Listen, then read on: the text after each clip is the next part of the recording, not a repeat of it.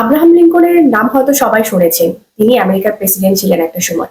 1809 সালের 12ই ফেব্রুয়ারি এই গুণী ব্যক্তিত্বের জন্ম হয়।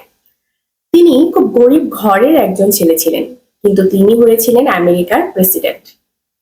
তার বাবা পেশায় ছিলেন মুচি, যার কারণে প্রেসিডেন্ট হওয়ার পরও তাকে প্রচুর বুলিং এর শিকার হতে হয়।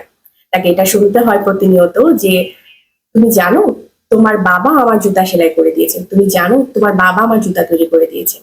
তো তখন তিনি উত্তরে বললেন, হ্যাঁ আমি জানি আমার বাবা আপনাদের জুতা তৈরি করে দিয়েছেন। যদি আমার বাবার তৈরি করা জুতো কোনো সমস্যা থাকে তাহলে আপনি আমাকে বলতে পারেন, আমিও খুব ভালো জুতা তৈরি করতে পারি, আমি কিন্তু আপনাকে জুতাটা তৈরি করে দিতে পারি। তার এই কথা শোনার পর তারপর থেকে তাকে আর কখনো বুলিং এর শিকার হতে হয়নি। যখন তিনি এই ধরনের কথা বলতেন তারপর থেকে কেউ আর তাকে ডিস্টার্ব করেনি। জাহাজের ভিতরে, জাহাজ যখন পানি দিয়ে চলে তখন কিন্তু জাহাজ বিশাল সাগরের মধ্যে ভেসে বেড়ায়। জাহাজ তখনই ডুবে যায় যখন তার ভেতরে পানি প্রবেশ করে।